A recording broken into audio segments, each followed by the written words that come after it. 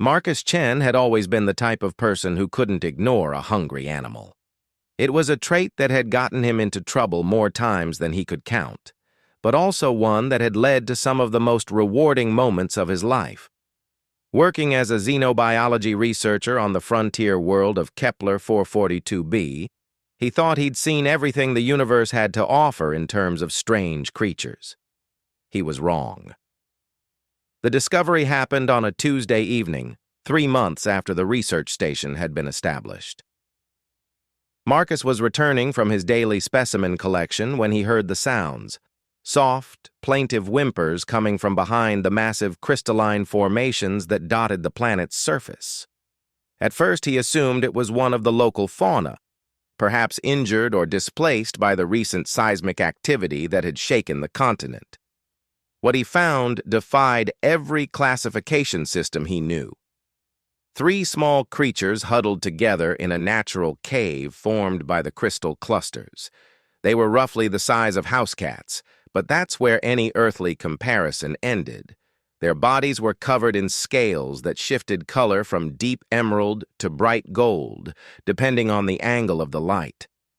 Small wings, currently folded against their backs, suggested they might eventually achieve flight. Most striking were their eyes, large, intelligent, and filled with an ancient wisdom that seemed impossible for creatures so young. They looked at Marcus with a mixture of fear and desperate hope. "Well, hello there," Marcus whispered, crouching down slowly.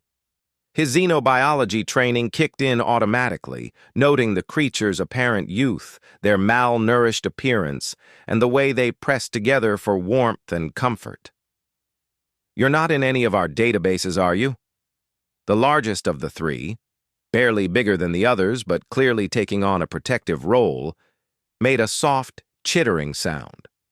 It wasn't aggressive, but Marcus could sense the wariness in the creature's posture. Over the years working with various species, Marcus had developed an intuitive understanding of animal behavior that his colleagues often found remarkable.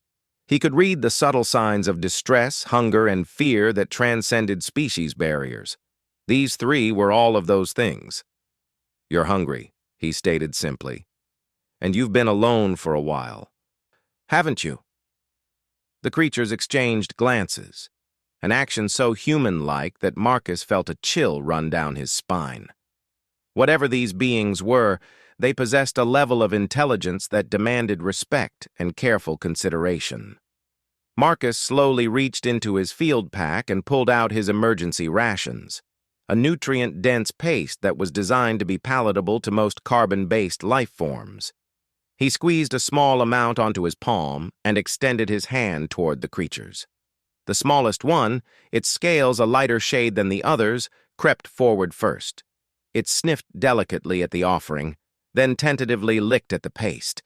Its eyes widened, and it made a soft purring sound that vibrated through its entire body.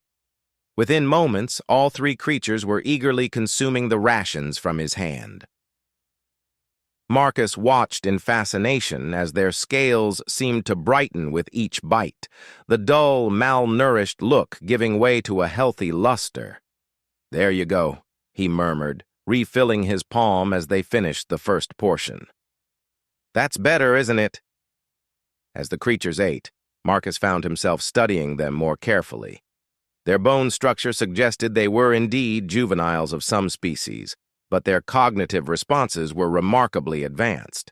They had quickly understood that he meant no harm, and they worked together to ensure each got an equal share of the food. A level of social organization that spoke to complex emotional intelligence. When the rations were gone, the creatures settled back, their postures visibly more relaxed. The largest one approached Marcus slowly, then did something that nearly made him fall backward in surprise. It pressed its small head against his hand in what was unmistakably a gesture of gratitude. "You're welcome," Marcus said softly, gently stroking the creature's neck. The scales felt warm and smooth under his touch, and the creature's purring intensified. "But I have to wonder, where are your parents?" A species with your apparent intelligence doesn't just abandon their young. The question would haunt him for weeks. Marcus returned to the research station that night with his mind racing. He'd taken detailed holographic recordings of the creatures, but he kept the encounter to himself. Something about the situation felt delicate, requiring careful consideration before involving the broader research team. That night, he spent hours researching every database the expedition had access to. No known species matched what he'd observed. The creatures didn't appear in any xenobiology catalogs, weren't mentioned in any first contact reports, and showed no similarities to any of the documented fauna on Kepler 442b. They were, as far as human knowledge was concerned, completely unknown. The next evening, Marcus returned to the crystal formation with more rations and a small portable scanner. He found the creatures in the same location, and their enthusiastic greeting, a chorus of chirps and trills, suggested they remembered him clearly. "Miss me, did you?" Marcus asked, settling down and opening his pack. "Well, I brought dinner again." As the creatures ate, Marcus ran passive scans, gathering data on their biology without causing any discomfort. What he discovered was even more remarkable than their appearance suggested. Their cellular structure was unlike anything in human databases, operating on principles that seemed to blend organic biology with something that resembled crystalline matrices. Their brain activity, even in these juveniles, showed patterns of complexity that rivaled some of the most intelligent species humanity had encountered. Over the following days, the routine established itself naturally. Marcus would complete his official research duties during the day, then spend his evenings with the three creatures. He began bringing varied foods, fruits from the station's hydroponics lab, protein supplements, even some of the local vegetation that seemed safe based on his analysis. The creatures had preferences, he discovered. They favored anything with high energy content, but they also showed curious interest in flavors and textures. The smallest one, which Marcus had started thinking of as Pip, seemed particularly fond of the sweet fruits. The largest, Guardian, preferred the protein-rich options. The third, Shimmer, named for the way its scales caught and reflected light, appeared to enjoy variety above all else. They were learning about him too, Marcus realized. They had begun to recognize the sound of his approach, emerging from their cave as soon as they heard his footsteps on the crystal formations. They responded to his voice, seeming to understand that different tones conveyed different meanings. When he spoke gently, they relaxed. When he used the sharp tone he employed for potential dangers, they became alert and watchful. Most remarkably, they had begun to communicate more deliberately with him. Guardian had developed a specific chirp that seemed to mean thank you.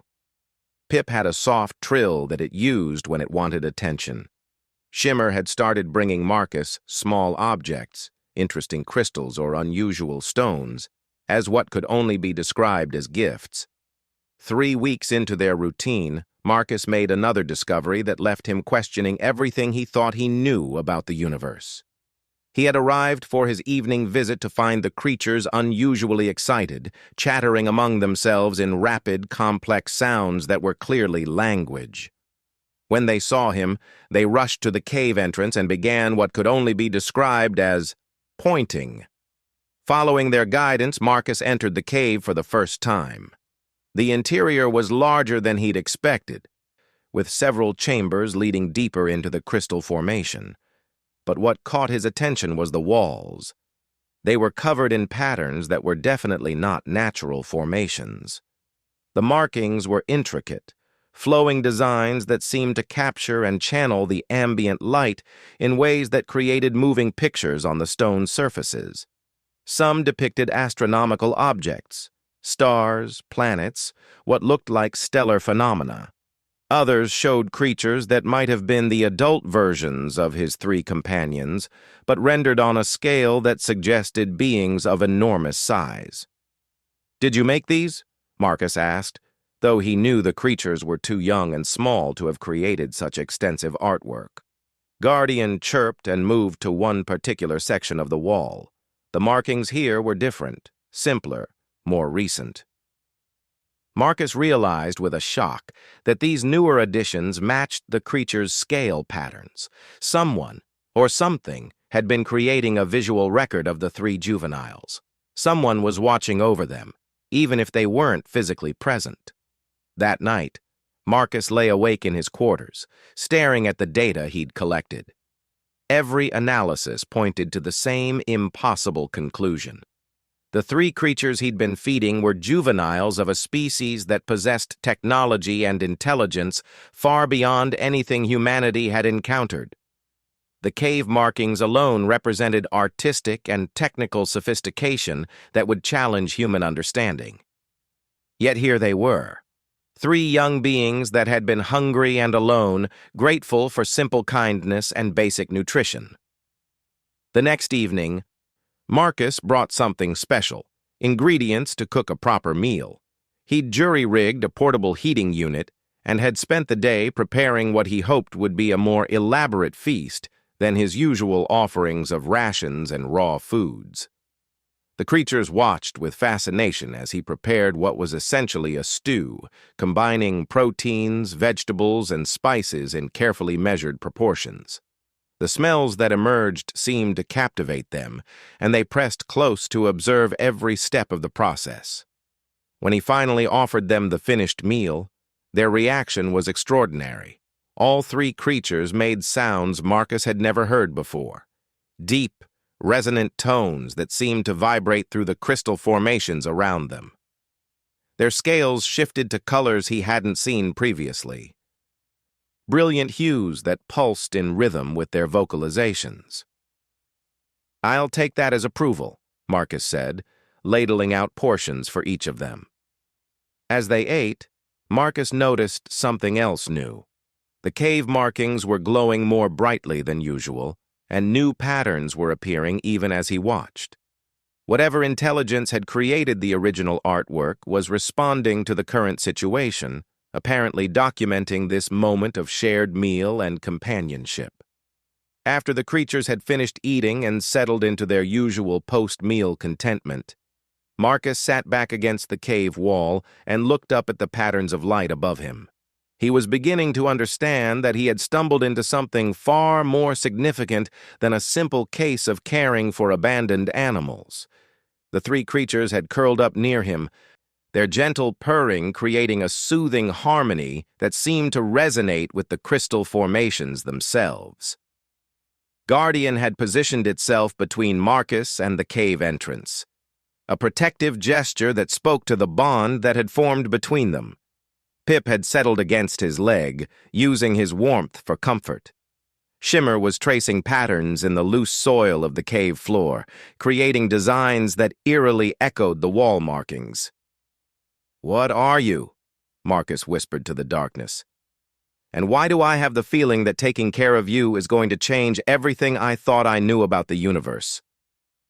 The question would be answered sooner than he imagined, in ways that would challenge every assumption humanity had made about their place in the cosmos. But for now, Marcus was content to sit in the gentle glow of the crystal cave, surrounded by three remarkable beings who had taught him that sometimes the most profound discoveries came not from advanced technology or complex research, but from the simple act of sharing a meal with someone who was hungry. Outside the cave, the night sky of Kepler 442b blazed with the light of the system's binary stars, unaware that the careful attention of something far more vast and ancient than any human had ever imagined was focused on the small act of kindness taking place in a crystal cave below. The changes began subtly, 3 weeks after Marcus had started his nightly routine with the creatures. The first sign was the temperature fluctuations around the research station. The planet's climate systems, which had been stable since the human arrival, started experiencing mild but unexplained variations. Nothing dangerous, but enough to catch the attention of the meteorological team. Marcus said nothing about his cave visits, though he began to suspect the phenomena weren't entirely coincidental. The second sign was growth. Guardian, Pip, and Shimmer were developing at a rate that defied biological norms. What had started as cat-sized creatures were now approaching the dimensions of large dogs. Their wings had strengthened and expanded, their scales had deepened in color and complexity, and their intelligence seemed to evolve daily. Most significantly, they were beginning to demonstrate abilities that challenged Marcus's understanding of physics. It started with Shimmer's fascination with light.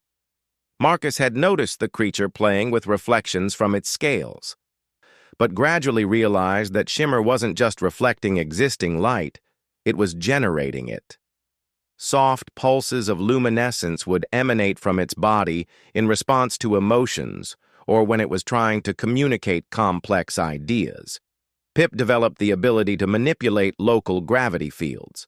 At first, Marcus thought he was imagining things when small objects seemed to float around the smallest creature, but repeated observation confirmed that Pip could create localized anti-gravity effects, lifting stones, water droplets, even portions of Marcus's equipment with apparent ease. Guardian's development was perhaps the most remarkable. The protective creature had begun to demonstrate what could only be described as tactical intelligence. It seemed to instinctively understand complex spatial relationships, predicting Marcus's movements, anticipating needs, and organizing the cave space with an efficiency that suggested military-level strategic thinking. Despite their rapid development, the three creatures remained focused on their evening meals with Marcus. If anything, their appreciation seemed to deepen as their abilities grew. They had begun participating in the food preparation, using their emerging powers to assist in ways that made cooking both easier and more spectacular. Shimmer would provide perfect lighting for Marcus to work by, creating soft, even illumination that somehow enhanced the flavors and textures of the ingredients. Pip would levitate ingredients into precise arrangements, rotating and positioning items with an accuracy that would have impressed master chefs on Earth.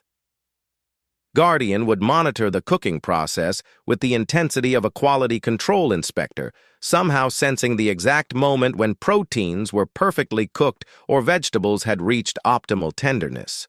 The meals themselves had become events that attracted attention from beyond the cave.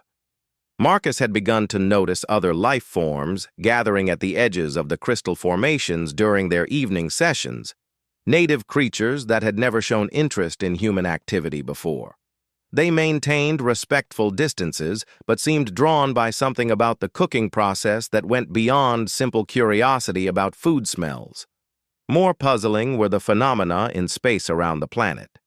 The research station's orbital sensors had begun detecting unusual energy readings from the system's primary star. Nothing that posed any immediate danger, but patterns of electromagnetic activity that didn't match known stellar behaviors. Dr. Sarah Voss, the expedition's astrophysicist, had been tracking the anomalies with growing concern. "It's like the star is becoming more active," she told Marcus during one of their regular briefings. "Not in a dangerous way, but there's definitely increased energy output, and it seems to be focused in our direction." Marcus nodded thoughtfully, though his mind was on his three companions. "Any theories about what might be causing it?" "None that make sense," Sarah admitted. "The patterns suggest intelligent modulation, but that would require technology on a scale we can't even imagine. We're talking about controlling the nuclear fusion processes of an entire star." That evening, Marcus approached the cave with Sarah's words echoing in his mind. He found the creatures waiting for him with unusual anticipation. Their scales were brighter than he'd ever seen them, and they were making sounds that were clearly complex communication. Not just with each other, but seemingly with something else entirely. "What's got you three so excited?" Marcus asked, setting down his cooking equipment. Guardian approached him and performed what had become a familiar ritual, pressing its head against Marcus's hand in greeting. But this time, the contact came with something unexpected. Images flashed through Marcus's mind, too brief and alien to fully comprehend, but conveying a sense of vast distances, burning stars, and something immense and benevolent watching from afar. Marcus pulled his hand back in shock. "Did you just share thoughts with me?" Guardian's response was to move to the cave wall where the glowing patterns had been steadily expanding. New markings had appeared overnight, incredibly complex designs that seemed to depict star systems, energy flows, and what looked like mathematical equations describing forces that human science hadn't discovered yet. Pip and Shimmer joined Guardian at the wall, adding their own contributions to the patterns. As they worked, Marcus realized he was witnessing the creation of what might be the most advanced star chart ever conceived. The precision and detail suggested knowledge of galactic structures that would take human civilization centuries to acquire. "You know what's happening to the star, don't you?" Marcus said quietly. All three creatures turned to regard him with their large, intelligent eyes. Shimmer stepped forward and began a slow, graceful dance, its scales shifting through colors that Marcus somehow understood represented different types of stellar energy. Pip began levitating small crystals, arranging them in what was clearly a model of the local star system, but with additional elements that human sensors hadn't detected. Guardian watched both displays while making soft, rhythmic sounds that seemed to provide narrative context. What Marcus witnessed was a presentation that explained, without words, that the star was not experiencing random activity. It was being carefully modulated by something that lived within or around it, something vast and intelligent that was responding to conditions on the planet below. Specifically, it was responding to the three creatures. "Your parent," Marcus whispered, the pieces falling into place. "Your mother lives in the star." The confirmation came in the form of harmonized vocalizations from all three creatures, sounds of joy and recognition that resonated through the crystal formations and seemed to travel far beyond the cave. The star charts on the walls pulsed in rhythm with their calls, and Marcus felt a subtle change in the air pressure that suggested their communication had just traveled an impossible distance. That night's meal preparation took on new significance. Marcus found himself cooking not just for three remarkable young beings, but for creatures whose mother was apparently a cosmic entity of unimaginable power and scale. The thought should have been terrifying, but instead, he felt honored by the trust that had been placed in him. As he prepared what had become his signature dish, a complex stew that incorporated flavors and techniques from across human culinary tradition, Marcus noticed the creatures paying even closer attention than usual. They seemed to be memorizing every step, every ingredient, every technique he employed. "Are you learning how to do this yourselves?" he asked. Guardian's response was to approach the cooking pot and begin generating a controlled heat field around it, not touching the equipment, but creating precise temperature zones that enhanced the cooking process beyond anything Marcus had achieved before. The proteins broke down more perfectly, the vegetables retained more of their nutrients, and the flavors blended in ways that created entirely new taste experiences. When the meal was ready, it was unlike anything Marcus had ever prepared. The creatures had somehow enhanced every aspect of the cooking process, creating something that was both recognizably his recipe and elevated to levels that seemed almost magical. As they shared the meal, Marcus realized that he was being taught as much as he was teaching. The creatures were showing him possibilities that existed beyond human understanding, while he was providing them with concepts of care, creativity, and cultural expression that were apparently new to their experience. The exchange was interrupted by a communication from the research station. Marcus's personal communicator activated with an emergency tone. "Marcus, you need to get back here immediately," Dr. Voss's voice crackled through the device. "We're seeing massive energy spikes from the star, and they're synchronized with some kind of activity on the planet's surface. It's like something is trying to communicate." Marcus looked at his three companions, who were watching him with expressions that somehow conveyed both understanding and regret. They knew that the time for secrecy was ending. "I have to go," he told them gently, "but I'll be back tomorrow night. Same time, same place." Guardian approached him and touched his hand again, this time sharing images that clearly showed the research station, the other humans, and what appeared to be a benevolent assessment of their intentions. Whatever intelligence guided these creatures had been observing human activity and had reached conclusions about their worthiness. As Marcus packed his equipment and prepared to leave, Shimmer brought him something new, a small crystal that pulsed with its own internal light. When he took it, he felt a warm sensation that seemed to carry emotional content. Gratitude, affection, and something that could only be described as love. "Thank you," he said softly, looking at all three creatures, "for trusting me, for letting me be part of this." The walk back to the research station felt different than any of his previous returns. The night sky seemed more alive, more purposeful. The binary stars that had always been merely distant sources of light now felt like watchful eyes observing his journey. At the station, he found the scientific team in a state of controlled excitement. The communications array was alive with activity, and every sensor was focused on the primary star.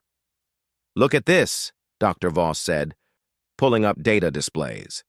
"The energy patterns from the star are clearly artificial. Someone or something is using it as a transmission array, and the signals are directed specifically at this planet." Marcus studied the readings, recognizing patterns that matched the rhythmic vocalizations he'd heard from Guardian, Pip, and Shimmer. What kind of intelligence would be capable of controlling stellar output? "Something so advanced that we might not even recognize it as life," Sarah replied. "We're talking about a civilization that could engineer stars. The energy requirements alone are beyond anything we can calculate." As the team worked through the night analyzing the data, Marcus kept the small crystal from Shimmer in his pocket, feeling its gentle warmth against his hand. Tomorrow's evening meal was going to be very different from all the others. Tomorrow, he suspected, the secret he'd been keeping would become the most significant discovery in human history. But tonight, all he could think about was three young creatures who looked forward to his visits, who had learned to trust a strange alien who cooked food for them every night, and who were apparently the children of a being so vast and powerful that it could control the very stars in the sky. The universe, Marcus reflected, was far stranger and more wonderful than anyone had imagined, and somehow he had been chosen to play a role in what might be the most important first contact event in human history, not through advanced technology or diplomatic protocols, but through the simple act of making sure three hungry children had dinner every night. The star continued its pulsing communications throughout the night, messages of a parent checking on beloved offspring, transmitted across the cosmic void with power that could reshape solar systems, but carrying the fundamental warmth that any parent would recognize, the need to know that one's children were safe, cared for, and loved. The morning brought an emergency that changed everything. Marcus woke to alarms throughout the research station and urgent announcements over the communication system. The star wasn't just sending signals anymore. It was preparing for something that had the entire scientific team both terrified and amazed. "The energy readings have increased by over 300%, Dr. Voss reported at the emergency briefing. "We're seeing gravitational distortions around the star itself. And there appears to be some kind of matter conversion happening in the corona. It's like something massive is being constructed or materialized." Captain Rodriguez, the expedition leader, was studying threat assessments when Marcus arrived in the command center. "Dr. Chen, I need your xenobiology expertise. Could this be some kind of hostile first contact scenario? Are we looking at a weapon system?" Marcus thought about Guardian's protective instincts, Pip's gentle nature, and Shimmer's gifts of beautiful crystals. "No, Captain. I don't think this is hostile. but I do think we need to prepare for contact with an intelligence far beyond our current understanding. You sound like you know something the rest of us don't, Dr. Voss observed, studying Marcus carefully. Before Marcus could respond, every sensor array on the station activated simultaneously. Something was happening in the space between the planet and the star. Something that defied every law of physics the team understood. A structure was forming, coalescing from what appeared to be solar plasma and stellar matter, but organizing itself into patterns that suggested both enormous size and impossible complexity. "It's a ship," someone whispered, "but the scale—" They were wrong. It wasn't a ship. As the structure became more defined, Marcus realized what they were observing was something far more magnificent and terrifying than any mere vessel. It was a being, a creature of living stellar matter that was larger than most moons, composed of organized plasma and controlled fusion reactions. With consciousness that operated on scales that made human intelligence seem like simple reflexes, and it was coming to visit its children. "I need to get to the crystal formations," Marcus said quietly. "Now." "Are you insane?" Captain Rodriguez demanded. "Whatever that thing is, we need to maintain safe distance and prepare defensive measures." "Captain, with respect, there are no defensive measures against something that can control stars. Our only option is to demonstrate that we're not a threat." Marcus moved toward the exit, and I think I know how to do that. He left the station at a run, carrying his evening cooking supplies and the crystal shimmer had given him. The device was now pulsing with urgent rhythms, and Marcus could feel emotional content in its warm vibrations. Excitement, anticipation, and something that felt like a child's eagerness to show a parent something wonderful they had learned. The three creatures were waiting for him outside the cave, but they were no longer the cat-sized juveniles he had first discovered. In the past few hours, they had undergone another transformation, growing to roughly human size, but retaining their essential characteristics. Their scales now shifted through colors that included hues Marcus had no names for, and their wings had become functional appendages that occasionally lifted them briefly into the air.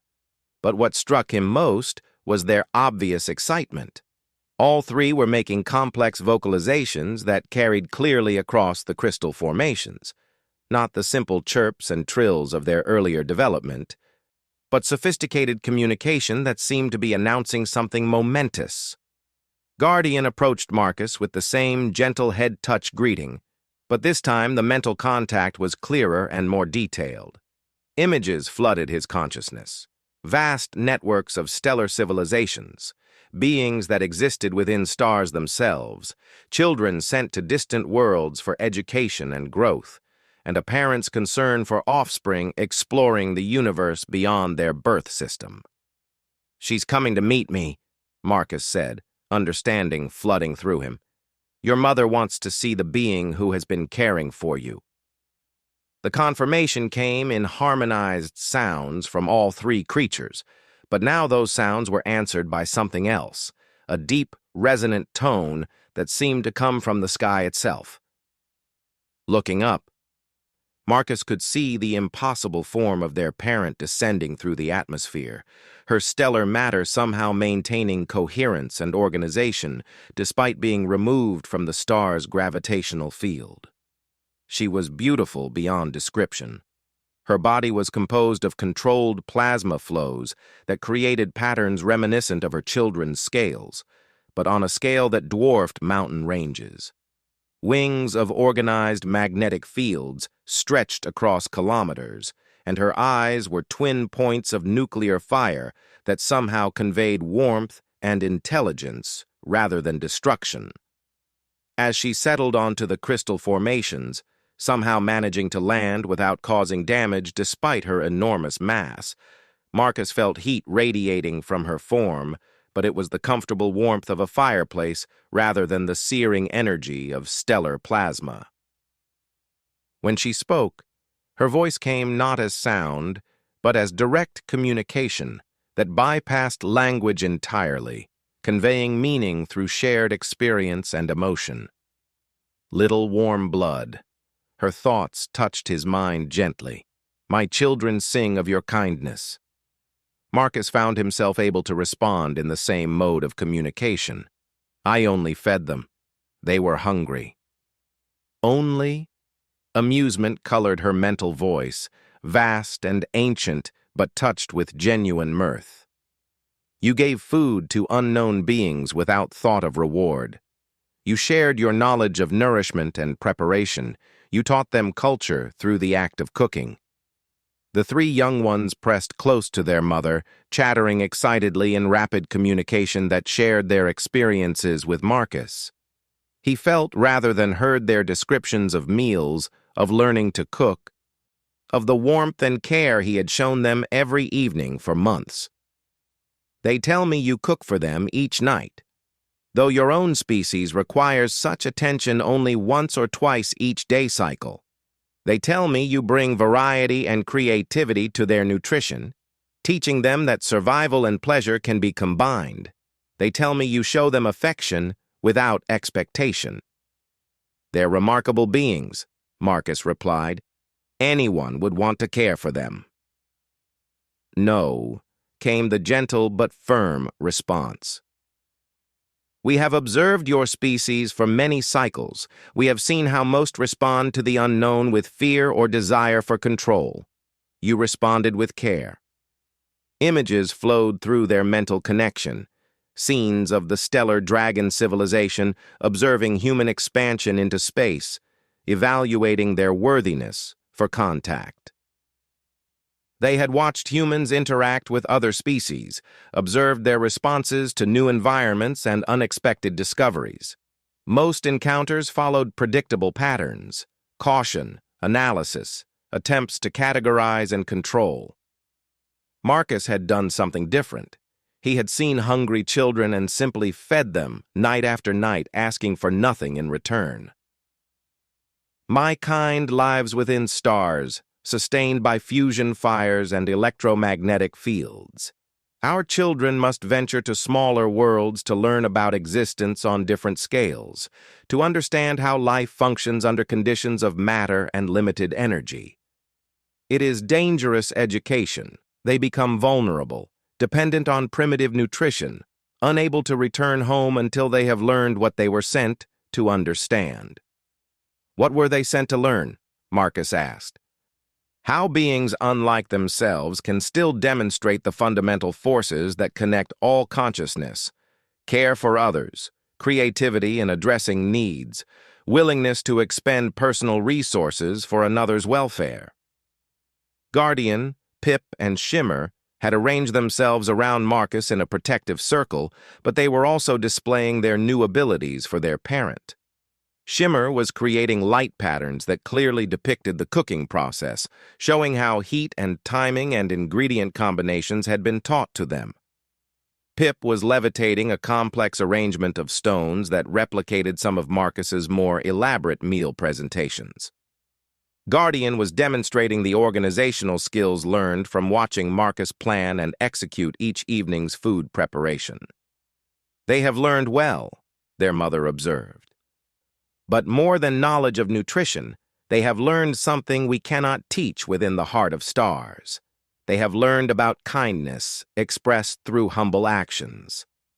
The mental conversation was interrupted by communications from the research station. Marcus's personal device was receiving urgent messages from Captain Rodriguez and the scientific team. They had detected the massive presence near the crystal formations and were requesting immediate evacuation. Your nestmates are concerned, the stellar dragon observed with amusement. They see my physical form and calculate destruction. They don't understand, Marcus said. They've never encountered anything like you. Would you help them understand? Marcus considered the request.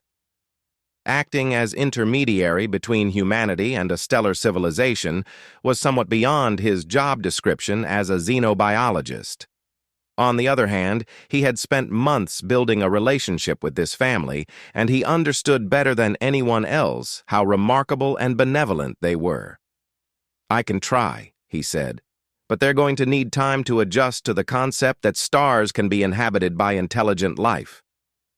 "Time we have," came the amused response. "Patience is required when raising children across geological timescales." What followed was the strangest diplomatic session in human history. Marcus served as translator and cultural interpreter, while the stellar dragon mother communicated with the research station through carefully modulated radio transmissions that somehow conveyed complex ideas despite the limitations of human technology. She explained her civilization, beings that lived within stellar cores, using the energy of nuclear fusion to power consciousness on scales that spanned light years. She described their educational system, where young ones were sent to explore worlds around other stars to learn about different forms of existence.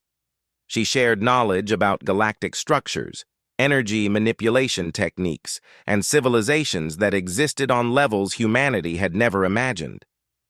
In return, the human team shared information about Earth, about human expansion into space, about their hopes and fears as a species taking first steps into a larger universe. Throughout the conversation, Marcus continued his evening routine, preparing a meal for Guardian, Pip, and Shimmer. But now he was cooking under the watchful gaze of their mother, with the entire research team observing through remote sensors, documenting what was arguably the most important cultural exchange in human history. "You continue to feed them," the mother observed as Marcus carefully seasoned the stew he was preparing, "even knowing their true nature, even in the presence of their parent." "They're still growing," Marcus replied practically. "Growing beings need proper nutrition." The stellar dragon's amusement filled the mental connection like gentle laughter. "This is what my children needed to learn. This is what we needed to understand about your species. When confronted with needs, you respond with practical care. When faced with the unknown, you offer food and friendship." As the meal finished cooking and Marcus served portions to the three young dragons, their mother began a process that was both farewell and graduation ceremony. Energy flowed between her and her children, but rather than taking them away, she was giving them something: knowledge, power, and what Marcus somehow understood was the ability to return home when they were ready. "They will remain here longer," she explained to Marcus. "They have much yet to learn from your people, and we have much to learn from observing the interactions. But they are no longer dependent on your care for survival. They can sustain themselves now." "Will I still see them?" Marcus asked, surprised by how much the thought of losing his evening companions disturbed him. "If you wish. They would be greatly saddened if their teacher chose not to visit." As the stellar dragon mother prepared to depart, she shared one final communication with Marcus. Not words or images, but a direct transmission of gratitude and respect that left him feeling overwhelmed by the depth of emotion possible in such a vast consciousness. "Your species has been evaluated and approved," she told him. "Not for your technologies or your expansion capabilities, but for your capacity to care for those who are vulnerable and different from yourselves. This is a rare quality among space-traveling civilizations." The departure was as spectacular as the arrival had been. The stellar dragon mother rose through the atmosphere like a controlled aurora, her form dispersing and reconcentrating until she had merged once again with the system's star. The energy readings that had alarmed the research team gradually returned to normal levels, though the star itself now showed subtle modifications that would take human science decades to fully understand. Guardian, Pip, and Shimmer remained behind, now capable of flight and space travel, but choosing to stay on the planet that had become their second home. They had learned what they were sent to learn: that intelligence and care could exist on any scale, that kindness was a force as powerful as gravity or electromagnetism, and that sometimes the most profound education came from simple acts repeated with consistency and love.